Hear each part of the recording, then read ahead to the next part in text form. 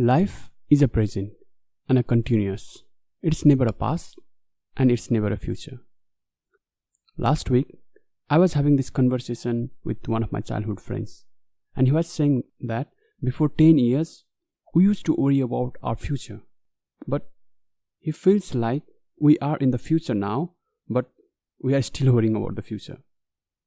I have realized that we always live our life either remembering the past memories, whatever good or bad we had, or worrying about the future, which may or may not happen.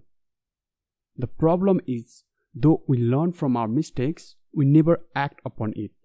Instead, we keep on doing the same small mistakes in our life, and the reality is always the same.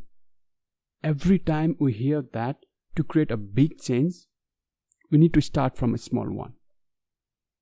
Either you want to lose your weight or improve your relationship. Either you want to learn a new skills or open a new business. It all starts from that small initiation, that small changes or that small idea.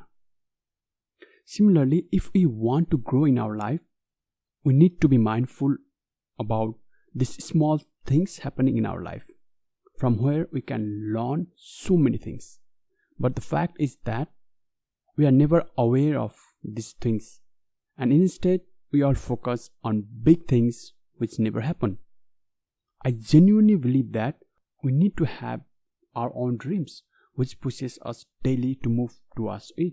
But I also believe that it all starts with that small initiations in our life, that small changes which we bring in our life.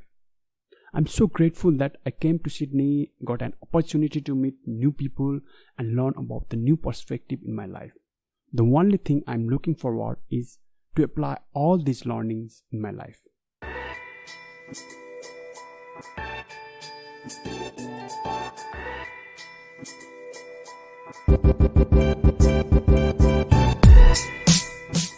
Hello and Namaste. This is Neeraj from Sydney, and you are listening to Sydney Reflect, the one and only podcast from Sydney where you can listen to the experiences of international students like me living in Sydney. First of all, I want to wish all of you a very happy new year 2020. I wish all of you a happy and healthy life this year. If you are a new listener to this podcast, then a warm welcome. Please go and press that subscribe button so that you will not miss anything from this show. This show is all about sharing the international student life in Sydney and reflecting on their experiences so that you can learn from them. And I'm sure once you come to Sydney, you already know much about the Sydney life. Today, in this episode, I'm going to talk about the 4 key lessons that I have learned living in Sydney for 2 years. As we know, we have our own beliefs which came from our own cultures, and accordingly we have developed some kind of mindset. And it's so difficult for us to do the things that they are beyond our beliefs. We feel so awkward if we see something different from our beliefs, right? Honestly, I feel so awkward many times in Sydney when I saw something that blown away my mind because it was against my belief. And the fact is, there was nothing wrong with doing such things which I used to perceive something negative. Then I realized that it's all about our mindset, our belief, and what we think about it. I have learned that in order to break that barrier, we need to have an open mindset where we don't judge or compare with our preconceived notions, where we just learn about it. There's nothing wrong or right, it's how we perceive it. So let me start with the first one, and this is some things I experienced in my life. So the number one is, you need to get good marks to earn money. How many of you have heard about this? Or how many of your parents have told you that you need to pass your exams with the good marks? You don't need to worry about other things. Once you get your degree with the good marks, then your life will be good. But a study shows that most of the billionaires on this earth are a college dropout.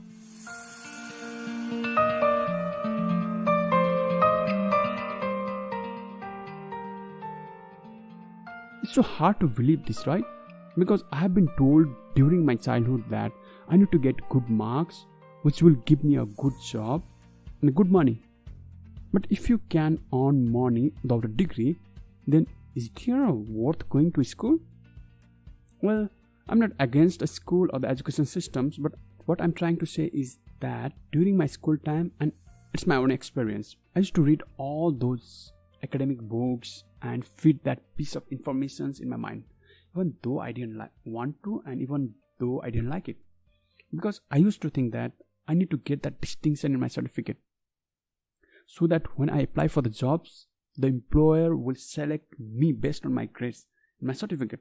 But the fact is that in today's world, employers rarely consider your grades. I still remember our last Vice Chancellor of CQ University, Scott Bowman, once said during his visit to Sydney campus that once they asked the employer what they are looking for in their applicant's resume, and their response completely surprised them, because most of them said that they never look at the grades of their applicants. They always look at the second page of the resume, where they want to see what skills, experiences do the applicants have and what value they can bring to the organization. I was so surprised to hear about this from the VC, because since my childhood, I had a belief that all my grades will make me outstanding, and that's what my teacher said. My parents used to be happy when I got first in class, but now they're not happy because I didn't get the job they wanted. In city, most of the teenagers start doing some kinds of jobs to earn extra bucks for their own expenses. In fact, they start experiencing life from such an early age. Every time when I travel by train, I have to pass through a school, and I can see school children getting involved in different sport activities. I was so fascinated to see small kids, maybe around 6 or 7 years of old, playing soccer in a team. Maybe they will be the next soccer stars of Australia. That's why in my university nowadays they are focusing on professional development workshop, leadership conference, and the creative workshops to enhance student skills. If you are a student listening to this podcast, then I would genuinely suggest you not to stick with the course book that will probably give you the degree certificate only. In fact, you will never use them in your life. Get out of the class and explore the things happening around you, where you can get engaged with, which will grow your knowledge and skills, which will help you to get a new perspective in your life and explore the new opportunities that you have never seen before. Here's the second one, and this is so powerful to me, which I'm experiencing at the moment. Your life should be stable before 30s.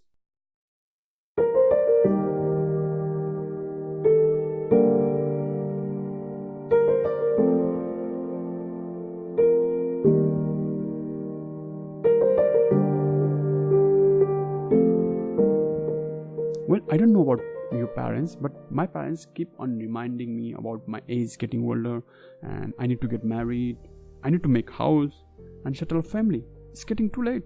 Whenever I hear this from my parents, it always makes me feel angry, because it gives me a pressure, it gives me stress that I have so much to do in my life, and sometimes it drives me crazy. When I was in my 20s, I used to think that my life will get settled in 10 years, but it is still the same. At one time, I was so stressed about my life for not being able to achieve the things that I want to in these 10 years. But in these 2 years living in Sydney, what I have realized that I was actually living my life in my parents' expectations and what they want me to do in order to make their life happy, and what they think will make me happy. Honestly, they want me to get a stable job, probably that's a government job, get married, own a house, and live happily with them. Well, there is nothing wrong with them, but I feel like I wouldn't be happy even if I achieve all these things. And I also realized that there's another way of getting all these things done, and that is by doing the things that I'm passionate about, which will make me happy. But I don't know how long does it take. My parents want it now because they think I'm getting older, and they are getting older as well. In my CQ University, Sydney campus, there is a lady working in the library, which probably in her 70s, I guess, and I was really surprised to see her energy to work every day in library. Our last VC, Scott Bowman, recently announced that he, along with his wife, is going for the world tour to explore and to serve the world community. What a vision he has, even after successfully completing his tenure as a VC in our university. Initially, I thought that he would live the rest of his life to enjoy and relax, but he wouldn't. That was really inspiring for me. Recently, I went to one of the Career Expo in Sydney, and the key presenter was saying that he is in his 50s and he still doesn't know what he's looking for in his life. He has changed his career 5 times, and this is his 6th career as a presenter, and he suggested us not to worry about our life, and our life doesn't have to be stable before 30s. This is one of the key learning I want to share with you guys. I know many of us in Sydney who are here as an international student will get this kind of feelings when we are not able to achieve the goals we wanted. But I want you to remember that you don't have to achieve all these things. No deadline, there is no time limit. When the time is right, it will come by itself. We just need to keep moving, improving ourselves daily. Wow, that was so powerful, I believe. And here's the third one. Small things matter. How many of you have heard about this before? I'm sure every one of you. But the fact is, it's the small things, right? I still remember when I was at the orientation event at the University of Wollongong, my first day at Australian University. I was so excited to be there. The first information the host of the event gave us it wasn't about the university, or it wasn't about the achievement of the university, but it was about the safety procedures of the buildings. If something happens, then how to safely move away from that building and head to the safe zone. And I was like, this is such small things which many of us are not aware of, but this is so important because it's about human life, it's about human safety. Every event and every class I have taken in Sydney all start with the safety procedures, because I realized that they value human safety. It's about human life. During my whole life back in Nepal, I have been to different colleges, different events, and different workshops that happened in a huge building, but none of them talked about safety procedures of that building. My country is very prone to earthquakes, and just a couple of years ago there was a massive earthquake due to which thousands of people lost their life. Now I realize that we are missing this kind of awareness, which looks small things but that could save human life. When I first landed in Sydney, my weight was 80 kg, and I always saw myself as a fat guy. I was really desperate to lose my weight actually and become fit and healthy. But the thing was, I don't want to do exercise, I don't want to give up my food habits, I just want to lose my weight doing nothing. Today I'm 65 kg and I feel so fit and healthy, and that doesn't happen in a month. It was a long and slow process, step by step, one small change at a time. First I started with just 15 minutes yoga for 3 months. Then I started to change my eating habits. Before I used to go Hungry Jack's, KFC whenever I was hungry. I used to have cold drinks every day, and I was getting used to with all kind of hard drinks. But after starting yoga, I started to change my diet. It was hard to give up all those things because I was always looking for reasonable foods in my early days in Sydney, and they were the ones available in the market. Basically, we Asian people have habit of getting more with less. So I was looking for more food at less price, and that's what I got in KFC and Hungry Jack's. But I was also trying to get fit, so I had to choose either of them. Finally, I have chosen not to go to KFC or Hungry Jack's and not to take any hard drinks. Now my day starts with fruits, and believe me, I feel so fit and active nowadays.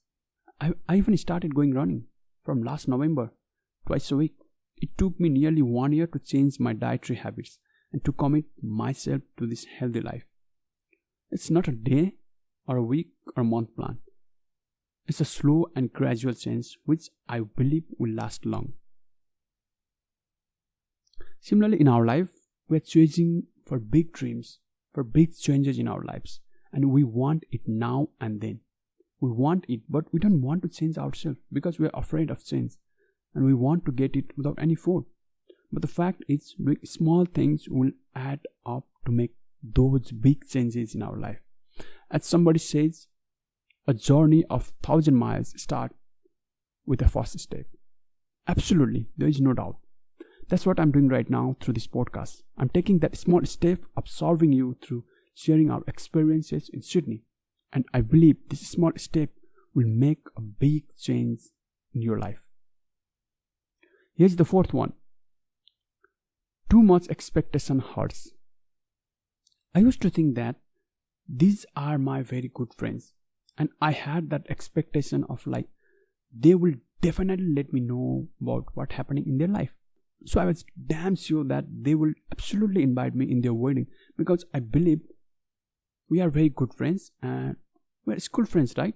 बच्चादेखिको साथी class 2 देखि SLC सँगै दिएको school फ्रेन्ड्सलाई पनि कसैले बिर्सिन्छ त. So I was having that expectation, but recently that expectation broke out.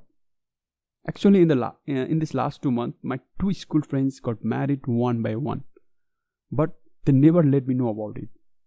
Thank God, there's social media where I can see their wedding photos. Well, at that particular moment, when I knew that they got married and I didn't know about that, I was so upset. I was really hurt inside because I didn't expect this from them. But later on, I realized that it was my expectations which might be wrong. After SLC, we hardly got close and had very less communications. I was busy in my life and they were on there. After coming to Sydney, I even don't know what's going on in their life. So I feel like I was judging them, which was not a good thing to do. So I changed my perspective, and instead of getting upset with them, I became happy for their new journey in their life. So I posted a video message congratulating them in their marriage, and that gave me a new lesson in my life.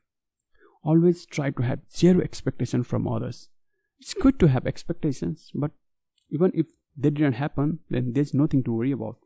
There's nothing to be upset about. Though they didn't invite me in their wedding, I believe we are still good friends. And definitely, it's not like I won't invite them in my wedding because they didn't invite me. But in fact, they will be the first persons ever to get invited in my wedding. We are friends, and I believe friendship doesn't end with marriage. Thank you so much, guys, for listening to this podcast till the end. I'm sure you guys have learned something from my experiences in Sydney. In my next episode, I will be back with one of my guests and share about his experiences as an international student's life in Sydney. Till then, have a healthy and happy life.